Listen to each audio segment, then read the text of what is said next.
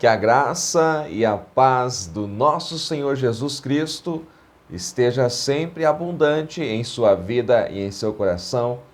Eu sou o evangelista e professor Márcio Mainardes e aqui estamos no primeiro trimestre de 2023 e estudando o tema Aviva a Tua Obra, o chamado das Escrituras ao quebrantamento e ao poder de Deus. Já iniciamos com a nossa pré-aula de número 1 e hoje estamos na lição 2, que traz o título O Avivamento no Antigo Testamento. Nosso textuário está em Êxodo, capítulo de número 34, versículo 10, a parte A, que diz: Então disse: Eis que eu faço um concerto. Farei diante de todo o teu povo maravilhas que nunca foram feitas em toda a terra, nem entre gente alguma. A verdade prática da nossa lição diz que a Bíblia revela que Deus responde ao seu povo com muitos avivamentos como resposta às orações e súplicas.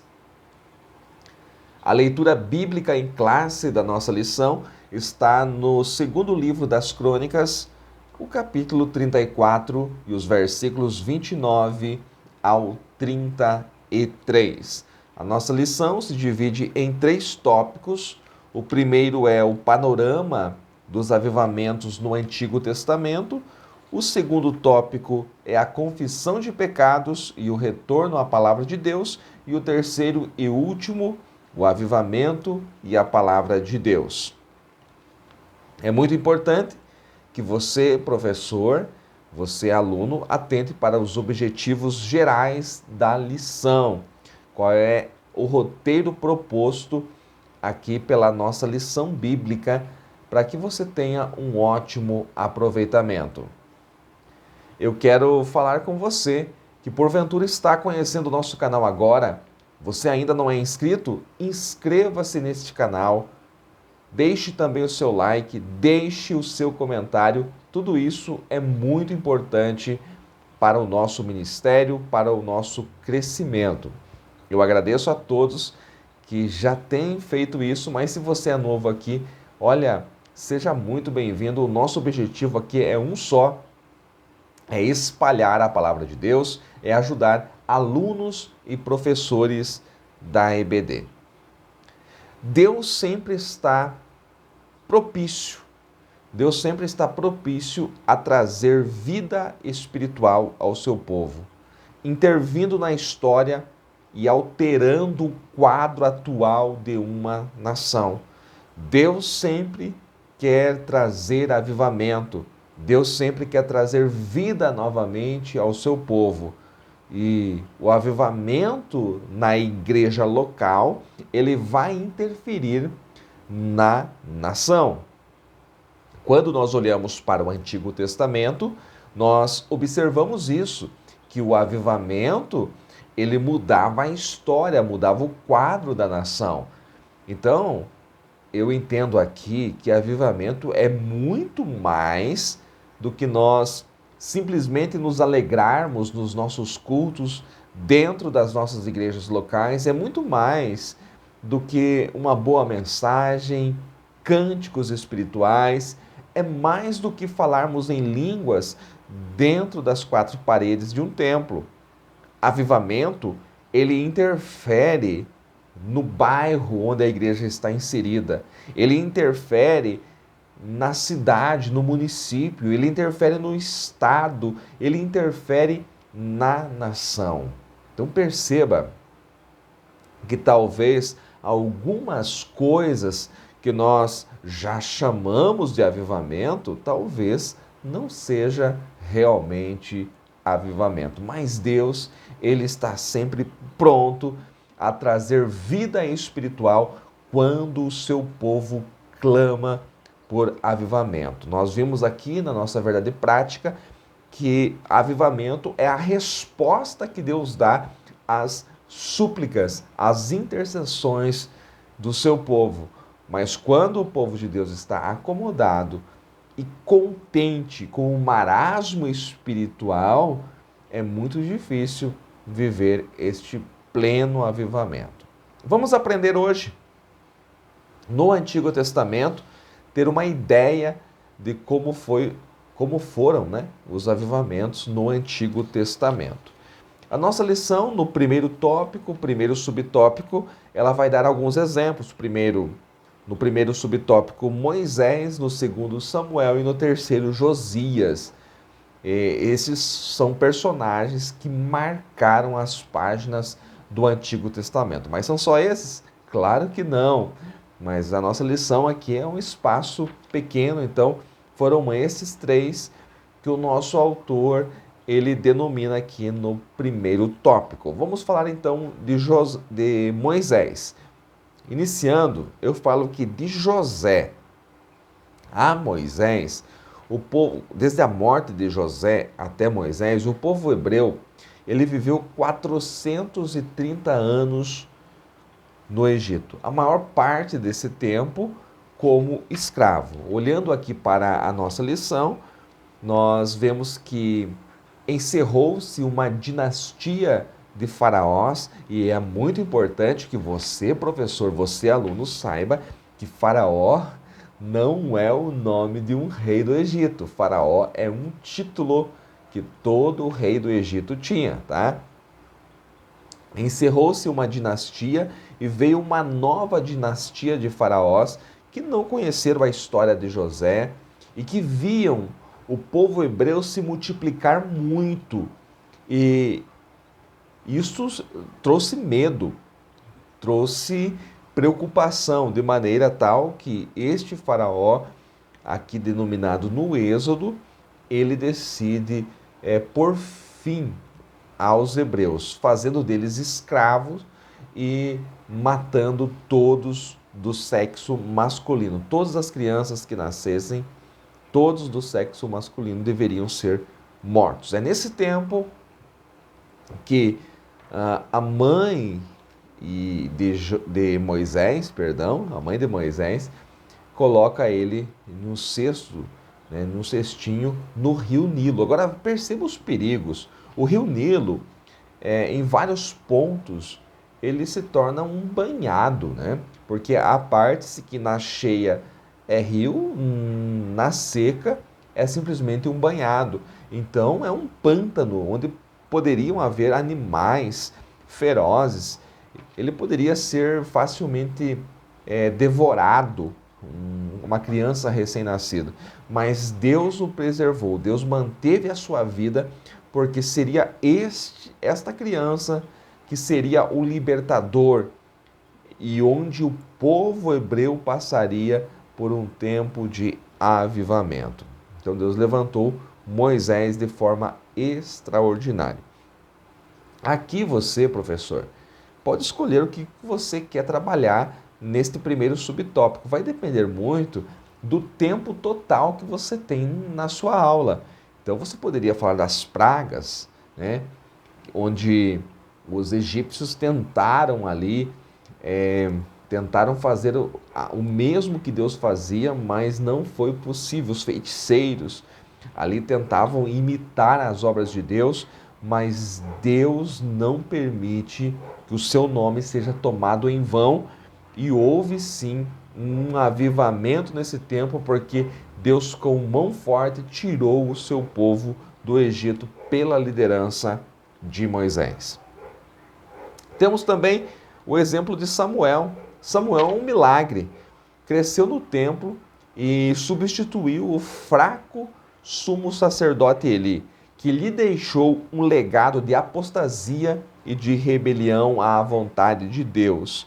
Você pode trabalhar aqui vários pontos da vida de Samuel, mas Samuel trouxe um avivamento para o povo israelita, porque o povo estava morto por causa da liderança fraca de Eli, onde seus filhos faziam tudo que era mal. Eli não tinha autoridade, perdeu a autoridade no lar primeiro, na casa, e logo, como consequência, perdeu a autoridade sobre a nação. Era um líder espiritual e Ana pedia um filho. Deus necessitava de um sacerdote, de um novo sacerdote, de um profeta. Deus necessitava de um juiz. Então nasce Samuel, fruto da impossibilidade, um milagre. E este Samuel vai ser profeta, juiz e sacerdote e vai trazer vida espiritual ao povo durante os seus dias. Ainda no primeiro tópico, nós temos o exemplo de Josias. Lembrando que você pode parar aqui em Samuel e falar muitas coisas, como, por exemplo, a questão do capítulo 4 de 1 Samuel, quando a arca foi tomada, e é citada na nossa lição, mas eu estou aqui apenas trazendo alguns apontamentos para você decidir de que forma vai produzir aí a sua aula, e você, aluno, também escolher os pontos aqui que você deseja focar e estudar. Josias, ele herdou o trono de Judá com 8 anos de idade, sendo filho e neto de homens ímpios, de homens maus. Não reproduziu a história de seus pais. Antes, ele propôs em seu coração fazer a vontade de Deus. Então, Josias, ele tinha exemplos negativos se ele olhasse para o seu pai e para o seu avô. Se ele olhasse para Amon, o rei Amon, que foi assassinado, fez o que era mal aos olhos do Senhor. Se ele olhasse então para Manassés, que reinou 54 anos, fazendo tudo que era ruim, queimando até mesmo seus filhos a Moloque no fogo. É claro que Manassés no final da sua vida se arrependeu, mas exemplos ruins, tanto Manassés quanto Amon foram reis ímpios. E Josias não tem um pai para olhar a sua história e copiar. Ele tinha apenas 8 anos, vai ficar sob a tutela do sacerdote até ter idade suficiente para governar. Mas com 16 anos, quando ele tem em suas mãos o cetro de Judá, ele começa uma grande reforma, uma reforma no templo e uma reforma espiritual também. Ele foi responsável pelo último e grande avivamento antes da invasão babilônica. Esse personagem você pode trabalhar muito porque é a nossa leitura bíblica em classe. Então você pode falar sobre o livro que estava perdido dentro da casa de Deus, a Bíblia perdida dentro da casa de Deus, assim como tem muita Bíblia perdida, né? Temos muito acesso à informação, temos a palavra de Deus, mas muitas vezes falamos sobre tudo e não valorizamos a palavra de Deus. Mas quando o povo de Deus se reencontra com a palavra, se reencontra com a Bíblia, como aconteceu nos dias de Josias, há sim um grande avivamento. Neemias, temos no segundo tópico, primeiro subtópico, o personagem Neemias. Neemias significa Jeová conforta. Ele teve um chamado, olha só que interessante, estando no palácio da Pérsia, como copeiro do rei Ataxerxes. O chamado para o avivamento, ele nos tira do estado de conforto, de um estado de conforto, e nos coloca aptos para as batalhas. O que quero dizer com isso? Perceba a história de Neemias. Estava bem, tinha uma função renomada, que era uma função de confiança, ser copeiro, provar as bebidas do rei antes que o rei ingerisse. Ele tinha uma função muito importante, estava no palácio de Suzã. Agora, Deus chama Neemias. Quando vem o seu primo irmão Anani e fala com ele, conta os relatos, relata aquilo que acontecia lá em Jerusalém, Deus chama Neemias para ser o responsável pela construção, pela reconstrução de Jerusalém, principalmente dos muros da cidade. Então, o chamado para o avivamento, o povo vai viver um avivamento. Neemias, juntamente com Esdras, serão responsáveis por um grande avivamento quando o povo volta do cativeiro. Mas o chamado para o avivamento, muitas vezes, ele nos tira do estado de conforto e nos coloca aptos para a batalha, assim como Neemias.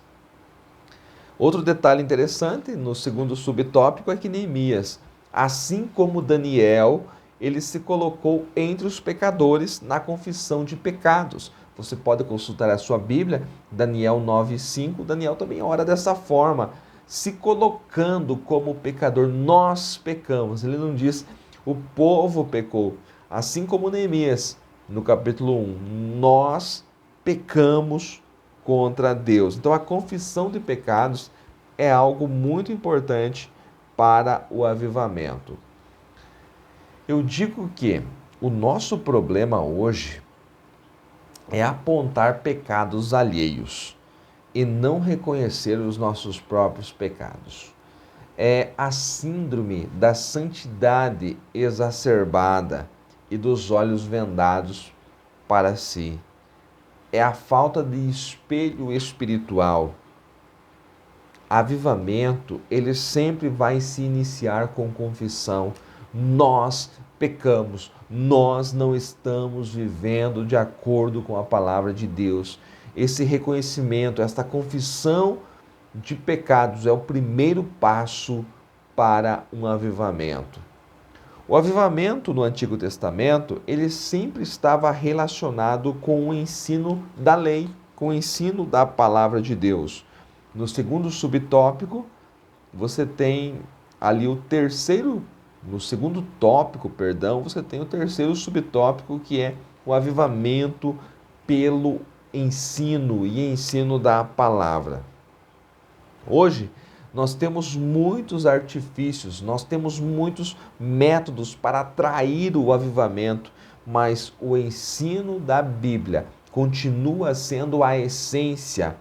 Eu falei na pré-aula de número 1 que sem oração e sem o estudo sistemático da palavra não há avivamento. Pode haver até movimento, mas não é avivamento. Avivamento é contínuo. A exposição da palavra de Deus, ela traz correção, conforme nós vemos aqui no terceiro subtópico, hoje o professor está aqui, tá? Terceiro tópico, primeiro subtópico. A palavra de Deus, ela corrige, né? Então a exposição da palavra de Deus traz correção, como também nos mostra o caminho a seguir e nos afasta do erro. Deus envia o seu poder onde há ordem, onde há busca genuína, onde há quebrantamento. Antes de seguir adiante, ainda falando de Neemias, eu gostaria muito de deixar registrado aqui Neemias capítulo 8 e versículo 3, quando ele cita aquele avivamento que aconteceu ali sob a liderança de Esdras. Está falando aqui de Esdras. E ele leu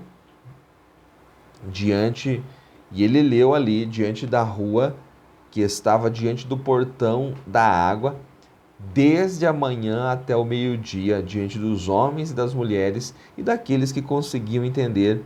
E os ouvidos de todo o povo estavam atentos ao livro da lei. Esdras leu a lei do Senhor. Esdras estava, como diz o versículo seguinte, em um púlpito de madeira, e das 6 da manhã até o meio-dia ele estava lendo a lei do Senhor diante do povo, e o povo entendia aquilo. É por isso que eles viveram sim um avivamento nesse tempo. Olhando para o nosso segundo subtópico, do terceiro tópico, nós temos a questão do formalismo. Você conhece sobre isso, né? A palavra formalismo quer dizer formal, quer dizer aquilo que é metódico, aquilo que é rigoroso. E formalismo, ele é o extremo oposto do mero emocionalismo. Há aqueles que vivem das suas emoções, vivem de sentimentos. Mas o formalismo é o contrário. E tem gente que quer colocar o Espírito Santo numa forma. O Espírito Santo não pode ser colocado numa forma. Quando ele age, ele tem domínio e liberdade no corpo de Cristo. Ele sabe como fazer e quando fazer. Então, o formalismo impede, sim, o avivamento, porque o Espírito de Deus não se sujeita às regras humanas, a coisas de homem. Para encerrar, eu digo que os avivamentos no Antigo Testamento são respostas de Deus ao quebrantamento espiritual e das orações do povo. Então, o avivamento no Antigo Testamento, ele aparece como resposta ao quebrantamento espiritual e às orações do povo de Deus.